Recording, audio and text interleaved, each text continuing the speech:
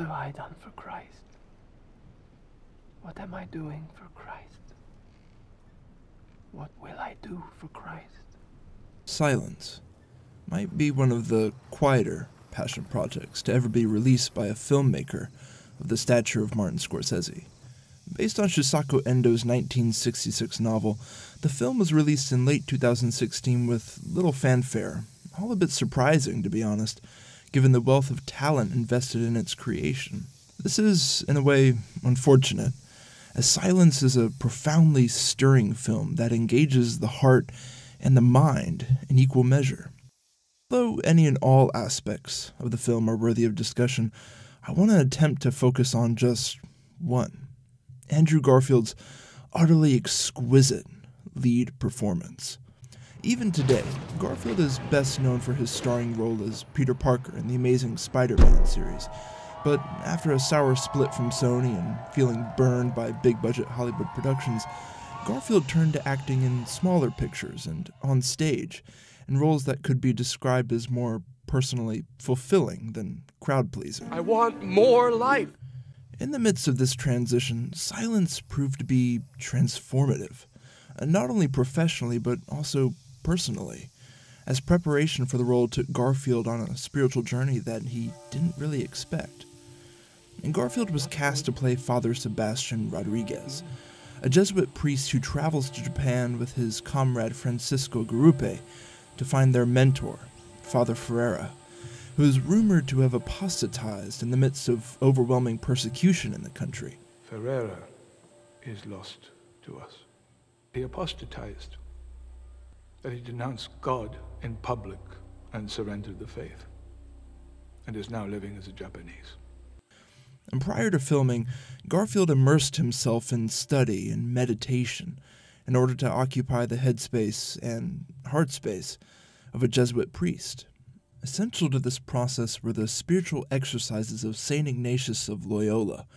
Describing the practices, Ignatius wrote, "We call spiritual exercises every way of preparing and disposing the soul to rid itself of all inordinate attachments, and, after their removal, of seeking and finding the will of God in the disposition of our life for the salvation of our soul." Garfield faithfully engaged the exercises for over a year, and they had a profound effect on him. I kind of became a hermit for a year, and it was an amazing, blessed time. Yeah. I got to study with a man called Father James Martin, who is a Jesuit priest in New York. Father Martin became my spiritual director, and I'd never done a spiritual, something so specific and detailed and rigorous. I've always had a longing, because I wasn't raised anything. I was raised with a question mark. Garfield's remarkable commitment behind the scenes bears fruit on screen, in a performance that conveys moving emotional depth and nuance, made all the more impressive by the copious voiceover that the script includes. It's potentially dangerous for a film to lean as heavily on voiceover as Silence does, but a faithful and effective adaptation of the novel practically demands the cinematic method. In his writing, Shisako Endo frequently shifts the point of view from which the story is told. The prologue is told from a third-person perspective that reads almost like a history textbook. As the main narrative gets underway, Endo switches to an epistolary format, a set of letters from Rodriguez, chronicling experiences that he and Garupe have had. After his capture by the Japanese authorities, Endo takes on yet another third-person perspective, but this time it's an omniscient point of view that recounts the events taking place in past tense, but also opens a door to the unfiltered inner thoughts and feelings of Rodriguez. Scorsese uses voiceover to cinematically capture these uniquely literary techniques. This directorial choice demands a lot out of Garfield, not just behind the microphone, but also in front of the camera. In early scenes, Garfield takes on an even-keeled narrative tone, replicating the letter writing of Rodriguez in the novel. May 25th, 1640, Pax Christi. God be praised. Father Valignano, as I begin these lines, I cannot be sure that when they are done they will ever reach you. Later in the film, the voiceover becomes more intimate, as we hear Rodriguez's prayers and, eventually, inner cries of spiritual agony. I pray, but I'm lost. Or am I just praying to nothing? Nothing. Because you are not there. It's also crucial to recognize Scorsese's painstaking direction and longtime editor Thelma Schoonmaker's meticulous eye in making the most of Garfield's phenomenal work. Two scenes in the film highlight this effort particularly well. First being the Fiume trampling scene inside the Nagasaki prison, and the second being Garupe's martyrdom at the seaside. What makes both of these scenes remarkable is that they're shot almost entirely from Rodriguez's perspective, a choice by Scorsese that is both purposeful and meaningful. Half the picture there's incarceration is in a prison cell. A cell, granted, it has bars you could see through. You can see right, wooden bars. And that helped me define in my mind visually what was important, to see it from Rodriguez's point of view. Schoonmaker notes that in these scenes and others, one of the primary goals was to achieve a feeling of helplessness. In the prison, everything is seen from behind the slats that contain Rodriguez. The viewer is caged with him.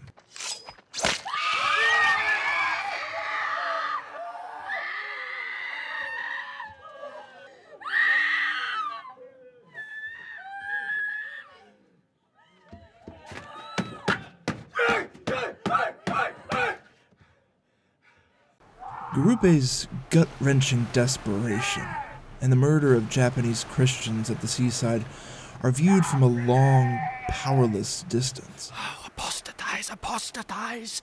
For their sake, Lord, do not leave this to us! Both of these scenes are masterfully intercut with reverse shots of Rodriguez reacting to the horror that is unfolding before him, a horror which Garfield conveys with heartbreaking anguish. No, Garupe, go!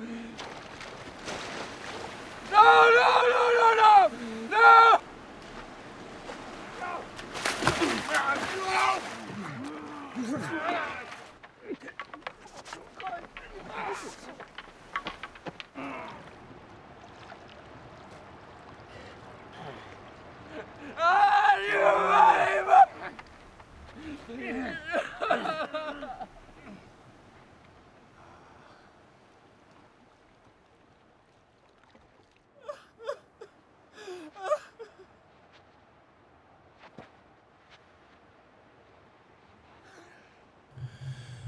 Garfield's performance becomes truly transcendent, however, at the film's climax, in which Rodriguez himself tramples the Fiume, forsaking what he had held most dear in his life.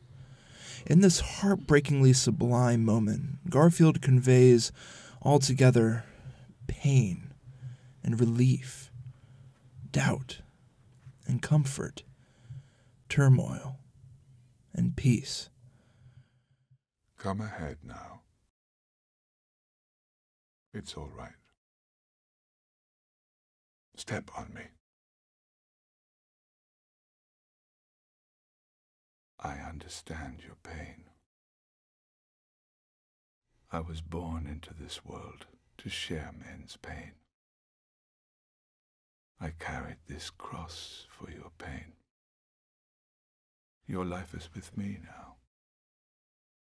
Step.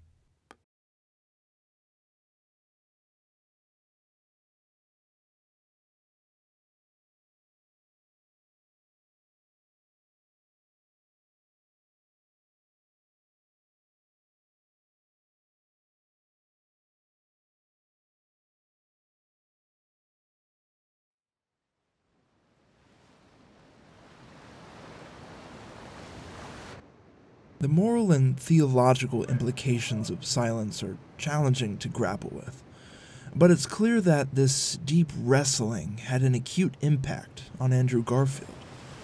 And Garfield's other 2016 film is the widely praised Hacksaw Ridge, which received an Oscar nomination for Best Picture, and for which Garfield himself was nominated for Best Actor, playing Christian pacifist Desmond Doss. What is it you want of me?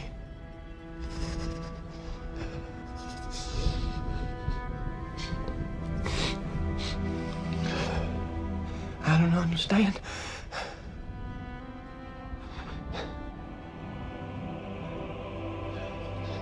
I can't hear you.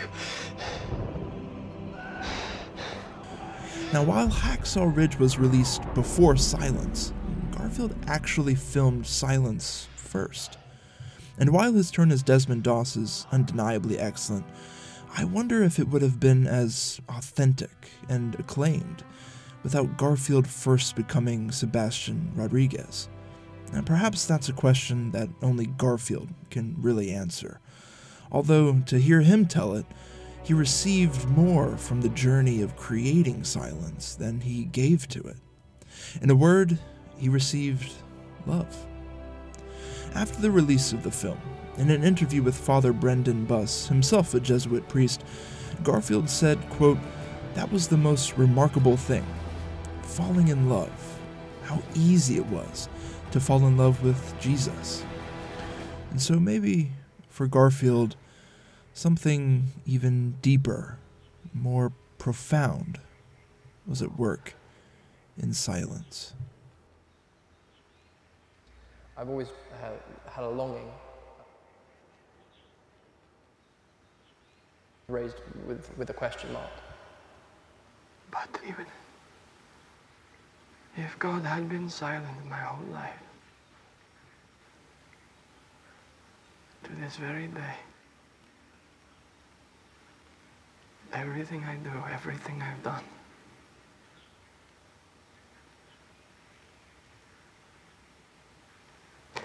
speaks of him. It was in the silence that I heard your voice.